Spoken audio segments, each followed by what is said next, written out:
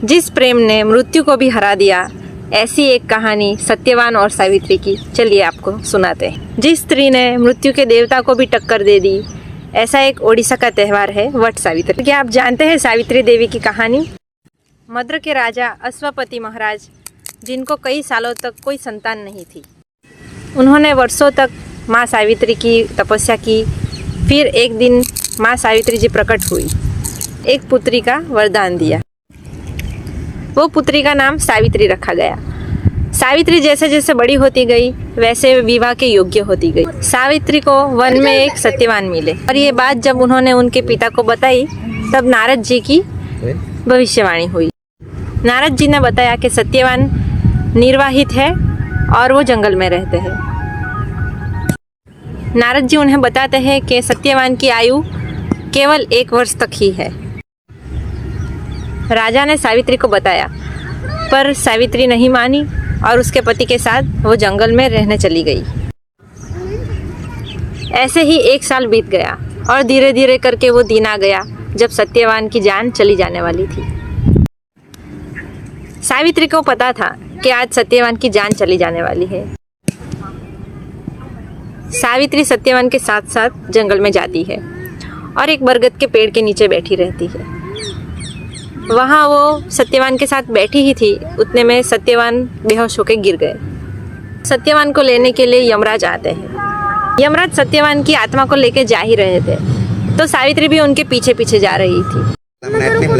यमराज समझाते हैं सावित्री को कि स्त्री वापस लौट जाओ, पर सावित्री बताती है कि उनके पति जहाँ भी रहेंगे वहाँ साथ साथ जाना उनका धर्म है।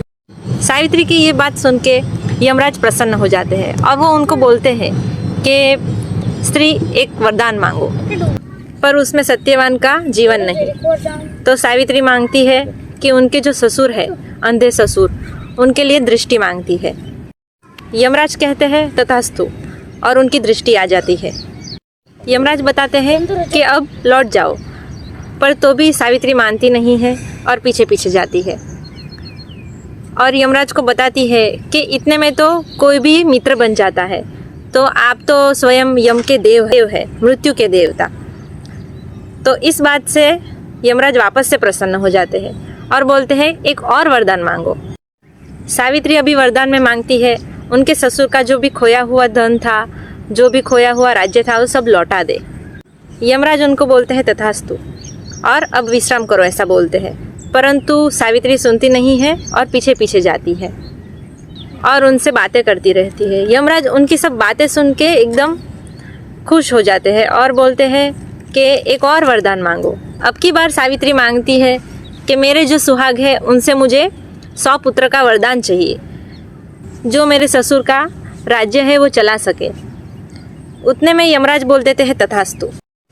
सावित्री कहती है कि आपने मुझे 100 पुत्र का वरदान तो दिया है, पर वो मेरे पति के बिना कैसे संभव होगा, तो आपको उसके लिए मेरे पति के प्राण लौटाने ही पड़ेंगे।